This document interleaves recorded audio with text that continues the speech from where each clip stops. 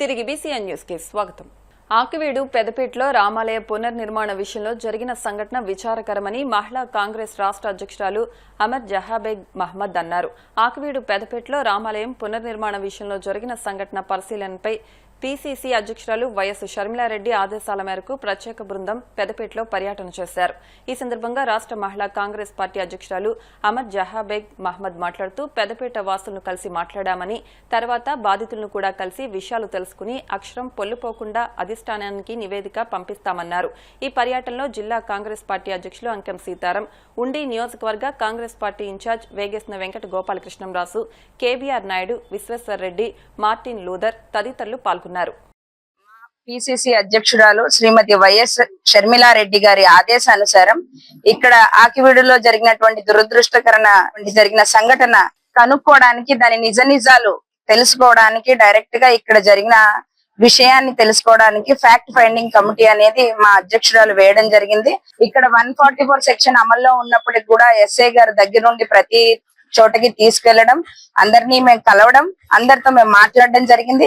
ఇక్కడ మేము మాట్లాడిన ప్రతి విషయాన్ని మా పార్టీ తరఫున మా పార్టీ అధ్యక్షురాలు శ్రీమతి వైఎస్ షర్మిలారెడ్డి గారికి మేము చెప్పడం జరుగుతుంది. ఇక్కడ చెప్పిన ప్రతి విషయాన్ని కూలంకషంగా చర్చించడం జరుగుతుంది. అది పిసిసి అధ్యక్షురాల ద్వారాగానే మీ ముందుకు రావడం జరుగుతుంది. ఇక్కడికి వచ్చింది ప్రతి ఒక్కరిని కలవడానికి సార్. రూట్ లెవెల్లో ఏముంది అని దేవాలయాన్ని చూడడం జరిగింది. ఇక్కడ హరిజనపేటలో ఉన్న వాళ్ళని కలవడం జరిగింది. అలాగే ఇప్పుడు బాధితులను కూడా కలవడం జరుగుతుంది. ప్రతి ఒక్కరిని కలిసి ప్రతి ఒక్క మాట అక్షరం కూడా పొల్లుపోకుండా రిపోర్ట్ ఇవ్వడం జరుగుతుంది. భీమవరం జేపీ రోడ్ పెదమీరంలోని మిత్రా మెడికేర్ మల్టీ స్పెషాలిటీ హాస్పిటల్లో ఈ నెల 10వ తేదీ శుక్రవారం Mitra Medicare, Andhra hospitals, children's heart institute వారి ఆధ్వర్యంలో ఉచిత పిల్లలు గుండె జబ్బుల క్యాంపు నిర్వహించినట్లు Mitra Medicare hospitals MD doctor Vikrant Chunduri చెప్పారు.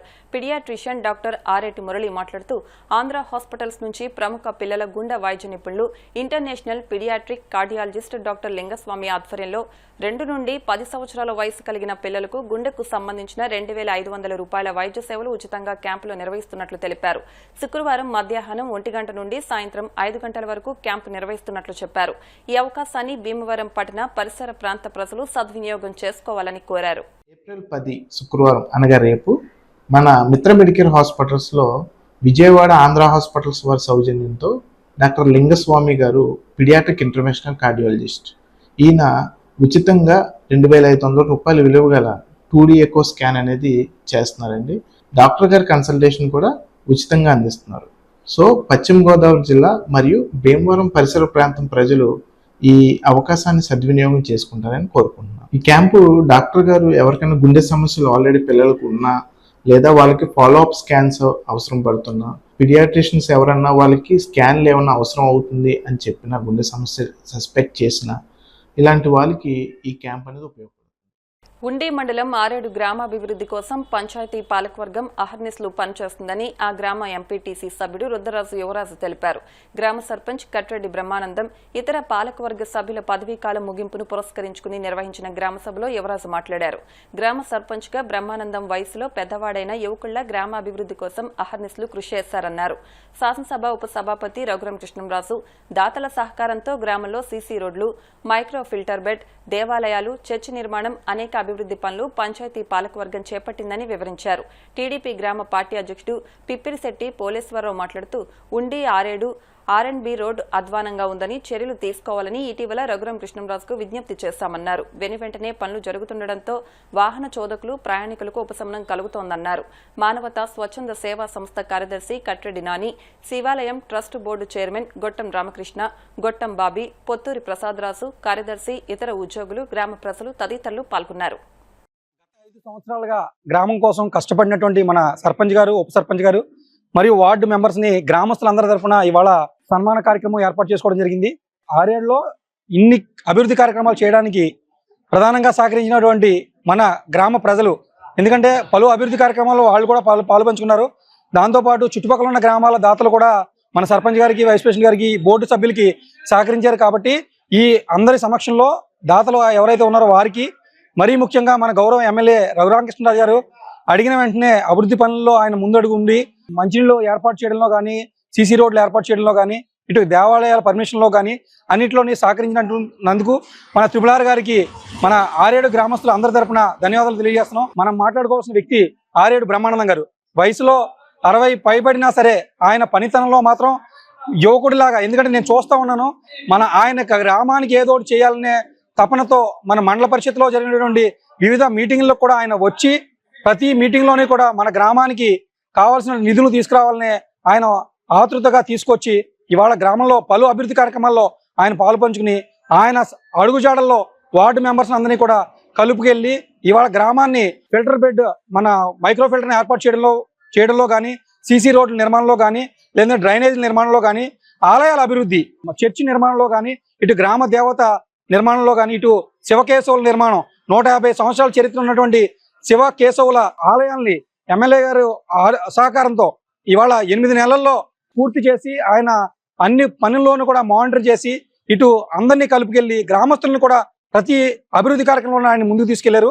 ఆయనకి ఇటువంటి అభివృద్ధి కార్యక్రమాలు అన్నిటికీ సహకరించినటువంటి మన సచివాలయ సిబ్బందికి, అన్ని పనులకి సహకరించినటువంటి అధికారులు కూడా ఆరేడు గ్రామస్తుల తరపున మరొక్కసారి అభినందనలు తెలియజేస్తూ, బ్రహ్మానందం గారి ప్రతి కార్యక్రమం కూడా ఆయన ఆయురారోగ్యాలతో అష్టైశ్వర్యాలతో ఉండాలని, ఆయన భవిష్యత్తులో మరిన్ని పదవులు అధిరోహించి గ్రామస్తులకు సేవ చేసి గ్రామస్తులందరినీ కలుపుకుని వెళ్ళి గ్రామానికి ఆయన సహకారం ఎప్పుడు ఉండాలని మనస్ఫూర్తిగా కోరుకుంటున్నాను. ఈ 5 సంవత్సరాల్లో ఆయన సాయశక్తిలా కృషి చేసి గ్రామాన్ని అభివృద్ధి చేయడంలో ఆయన పాత్ర చక్కగా పోషించారు. అంతైతే ఈ రోజు ఆరేడు గ్రామం ఇంత చక్కగా ఉంది.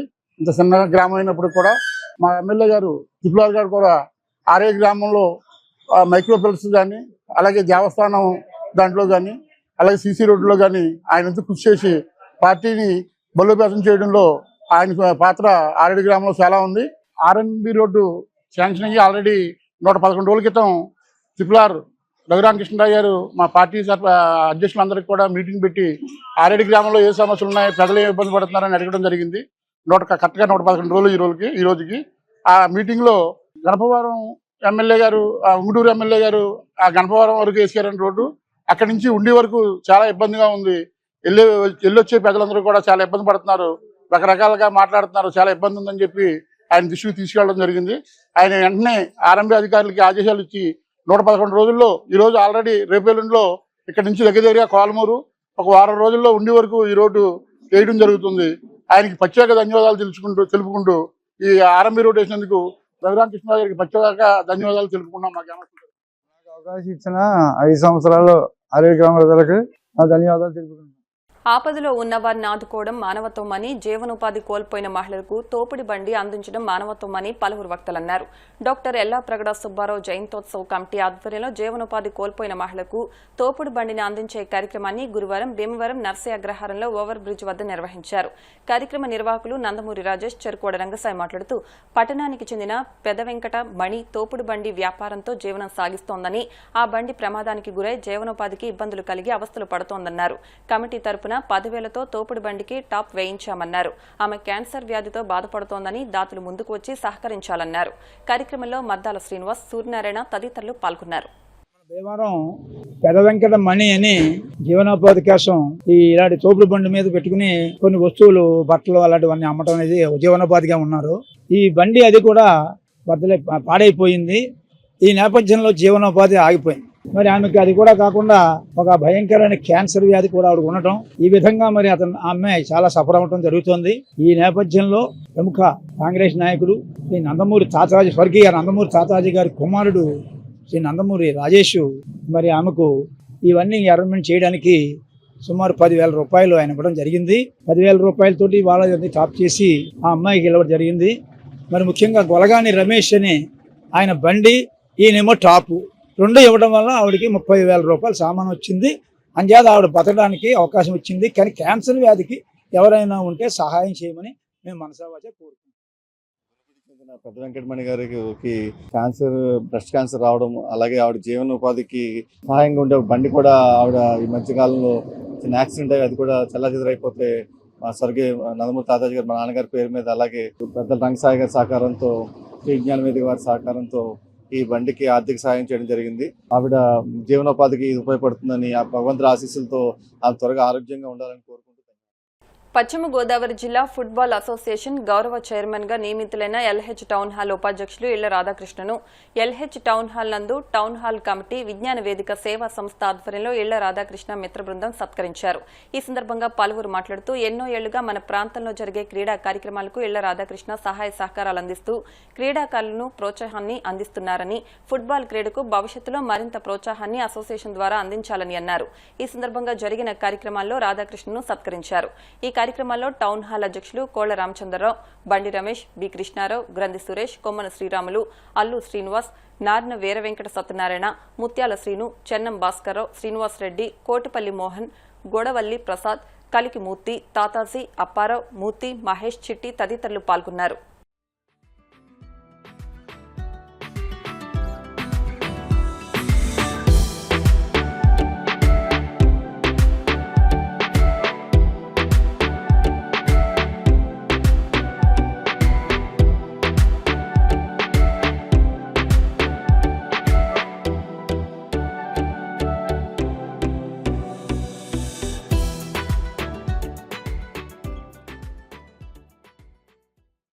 మన ఇళ్ల రాధా గారికి, భీమవరం ఇళ్ల రాధా గారికి మన జిల్లా ఫుట్బాల్ కమిటీ తరఫున చైర్మన్ గా ఎన్నికైనందుకు గాను మేము అందరూ కూడా ఆయన సన్మానించడానికి వచ్చాం. ఈయన ఇంకా మరెన్నో ఉన్నత పదవులు పొందాలని, ఇంకా మంచి మంచి పదవులు ఉండాలని మేము అందరం కోరుకుంటాం. ప్రధానంగా ఆయన క్రీడల పట్ల మంచి మక్కువ ఉన్నటువంటి వ్యక్తి. మరి గతంలో మేము 86 దాస్ గారి ఆధ్వర్యంలో నిర్వహించినటువంటి అనేక టోర్నమెంట్లకి మరి వెనకాలండి ఆర్థికంగాను అలాగే స్వయంగా ఆయన వచ్చి మరి కార్యక్రమాలంటికి సౌజన్య సహకారాలు అందించి ప్రోత్సహించడం జరిగింది. మరి భీమవరంలో క్రీడాకారులకు సంబంధించినటువంటి ఏ కార్యక్రమానికి తన వంతు సహాయ సహకారాలు ఎన్నో సంవత్సరాలుగా అందిస్తూ వస్తున్నారు. టౌన్ హాల్ కార్యవర్గ సభ్యునిగా అనేక సంవత్సరాల నుంచి కూడా పనిచేయడం జరిగింది. మరి ప్రస్తుతం ఉన్నటువంటి యువత అంతా కూడా ఈ క్రీడల పట్ల మక్కువ పెంచుకుని ఆరోగ్యాన్ని పరిరక్షించుకున్నట్టయితే మనం ఏ హాస్పిటల్స్కి కూడా వెళ్ళక్కర్లేదు. ప్రస్తుతం ఎవరైతే ఇటువంటి ఆరోగ్యం పట్ల శ్రద్ధ కలిగి ఉంటారో వాళ్ళంతా కూడా పూర్తిగా ఐశ్వర్యవంతులు. ఐశ్వర్యం అంటే వాళ్ళ ఆరోగ్యం ఉన్నవాడే ఐశ్వర్యవంతుడు. అటువంటి కళలకి అటువంటి క్రీడలకి ప్రోత్సాహం అందిస్తున్నటువంటి మా ఇళ్ల రాధాకృష్ణ గారికి ఈరోజు ఈ అభినందన సత్కార సభలో పాల్గొనడం చాలా అదృష్టంగా భావిస్తూ భవిష్యత్తులో ఆయన మరిన్ని కార్యక్రమాలతో ముందుకెళ్తూ మరి అన్ని రంగాలకు కూడా సహాయ సహకారాలు అందించాలని చెప్పేసి వారికి మనస్పూర్వకంగా శుభాకాంక్షలు తెలియజేస్తాను. ఈ సన్మానం చేసిన మిత్రులు, పెద్దలు, సోదర భావంతో ఉన్న వ్యక్తులు చాలా మంది ఉన్నారండి. వీళ్ళందరికీ ప్రత్యేకంగా నా ధన్యవాదాలు తెలుపుతున్నా. ఈ సన్మానం నాకే కాదు అందరికీ జరిగినట్టుగా ఆనందపడుతున్నానండి. భీమవరం మండలం నాగిడిపాలెం గ్రామ తెలుగుదేశం పార్టీ అధ్యక్షుడు తిరుమాని లక్ష్మీనారాయణ తల్లి సావిత్రమ్మ ఇటీవల స్వర్గస్థులయ్యారు. భీమవరం నియోజకవర్గం టీడీపీ ఇన్ఛార్జ్ పొలిట్ బ్యూరో సభ్యురాలు తోట సీతారాం లక్ష్మి వారి కుటుంబ సభ్యులను పరామర్శించి ప్రగాఢ సంతాపాన్ని, సానుభూతిని వ్యక్తం చేశారు. ఈ కార్యక్రమంలో మాజీ ఎంపీపీ బర్రె నెహ్రూ, టీడీపీ నాయకులు నాగిడి సామేరు, మోకా గోపాలకృష్ణ, నాగిడి నారాయణస్వామి, గ్రామ కమిటీ సభ్యులు పాల్గొన్నారు.